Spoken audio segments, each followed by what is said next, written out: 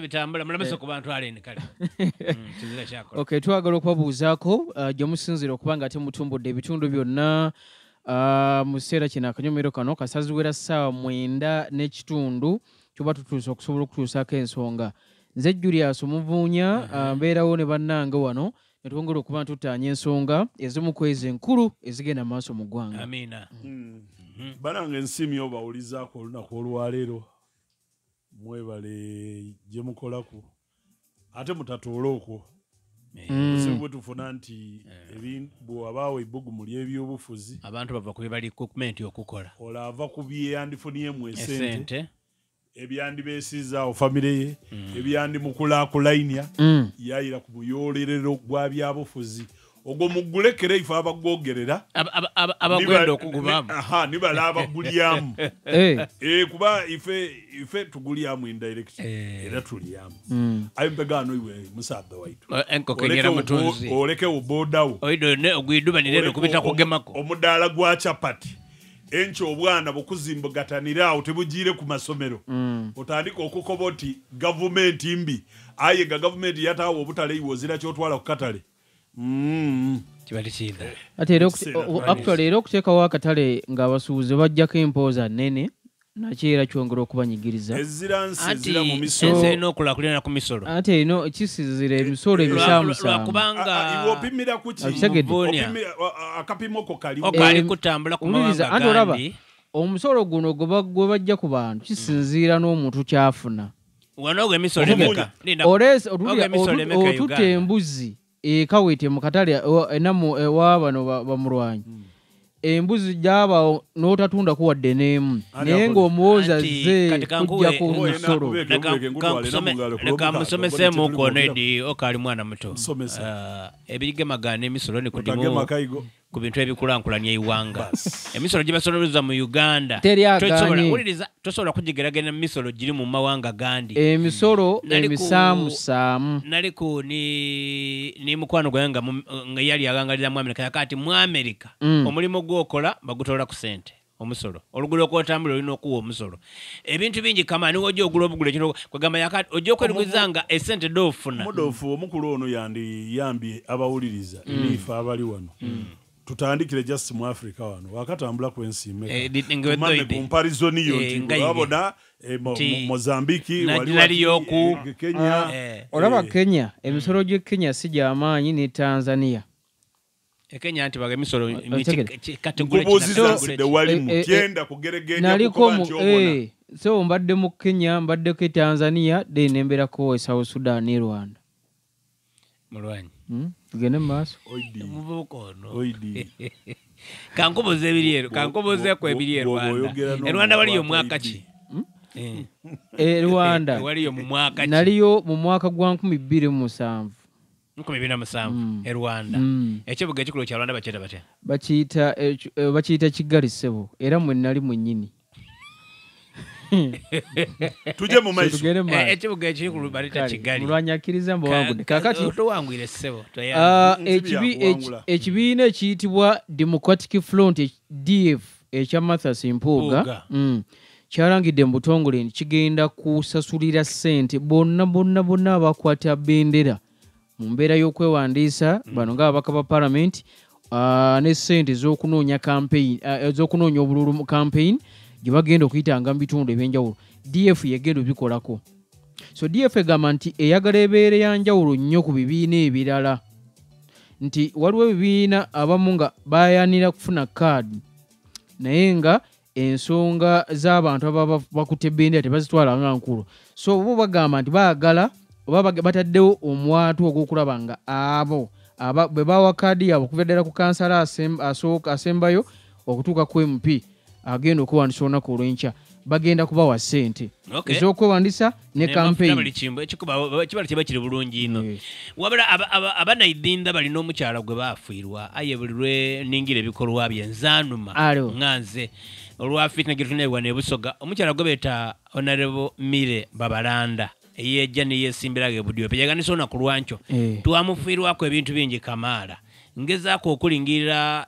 programu bwe litambula ebintu bya donate nze mu budio pe singa abaira bitagano mu idinda gano waife banangulina bwenenga ni ebitundu ebindi bya mulembe mire balanda onako olwajjo idajja kwewandisa onako olwajjo yatongoza woofiisi ya RDC enene ebadde emaze ekiseera ng'ezimbibwa eringanga actually tena njawulo neyeeruuka mu Busoga wano woofiisi ya RDC eyeeruuka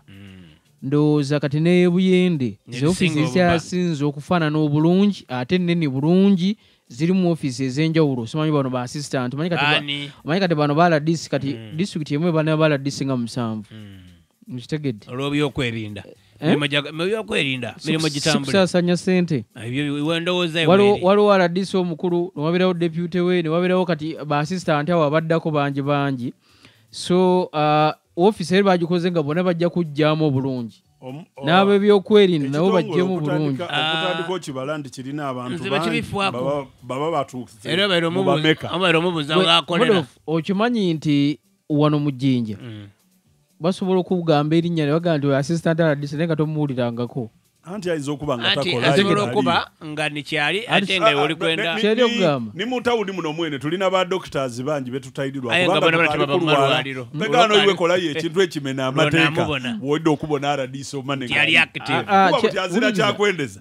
werira katogoko wesikira nti woofiisi erimu abantu otuuka mu disitulikiti nga woofiisi erimu ba RDC nga 7 naye nga bonna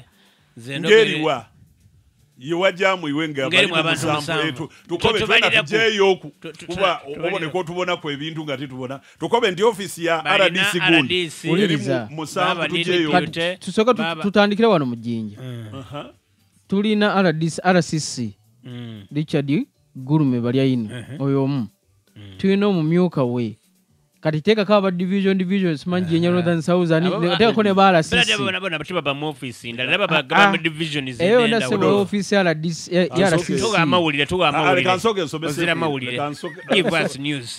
nsomeseeko omukulu mulangi tunda byakusomesa twenda mawulire ayogera ng'ayogera kinumu aye byenji okwogera ndikwenda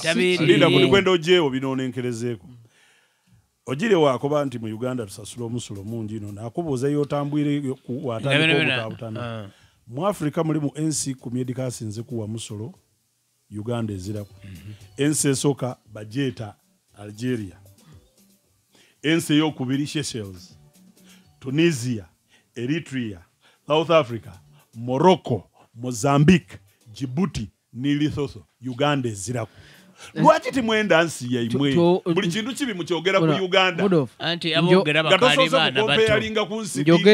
njogedde ku business omuntu gyakola n'omusolo gwasasula era we n'ogwo omusolo niwo batokola business ogwo omusolo lwakuba engeri gy'ogwamu kirategeera I'm telling you nkitegedde kyoyogerako naye nange nikugambye era ekyo ekintu besi yakyogera ku wale nga bali ngali kwenda batole omusolo gw'omutu oba tokola omusolo wadde ekyokulabako nga nti oli asobola okutwala embuzi n'atatundayo naye ate n'avayo nga asasudde omusolo kisoboka oyinza obutatwala buli lwetwala embuzi mu katale ogajje beeta empooza kuba akatale bakayonda mulimu abeeramu n'abo okuumibwamu oga empooza y'olusu ebitaano ninza obutatwala mbuzi mu katale nakolerera omusala gwange eggulo lyatuuka naye nanye ntyame kuniba nange okugulya okwesanusamu nagula echupa ja bia nga 3 wati amere wasi yes mukabira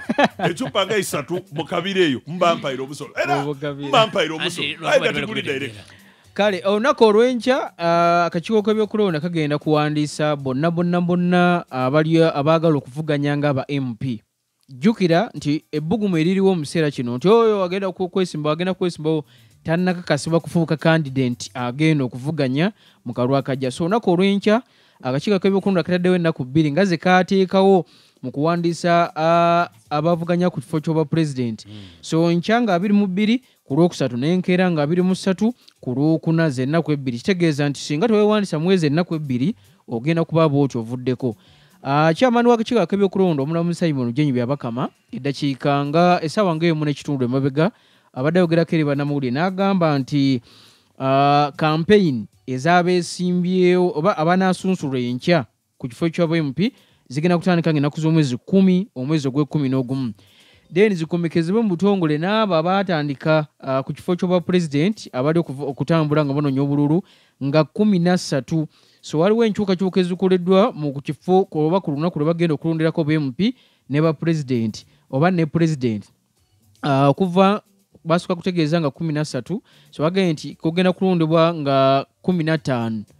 Januari 2026. So 15 okagenda okuggwamu ogenda okutegeera omubaka anaabazeeyo kubanga bwatya kukiikirira ne president omupya anaabeerawo mu Uganda. Ndoza likulira ebintu by'omwami Lwanyi. Andi ze kiri kunoona ku bintu bino abantu tubaire mu kabasitingo ka kaadi. Ka kaadi kaweire. Difuuse kaadi. Mpegano tutuuse okwawula ebisiri kuki? Ku bantu. Weri ebikemembi. Waliwo abantu abaawangula kaadi mu kibiina kya NUP. Aye nga botibwe bituuse mu kujja okwewandiisa bali kwatife akasente bakazira ako kujja okwewandiisa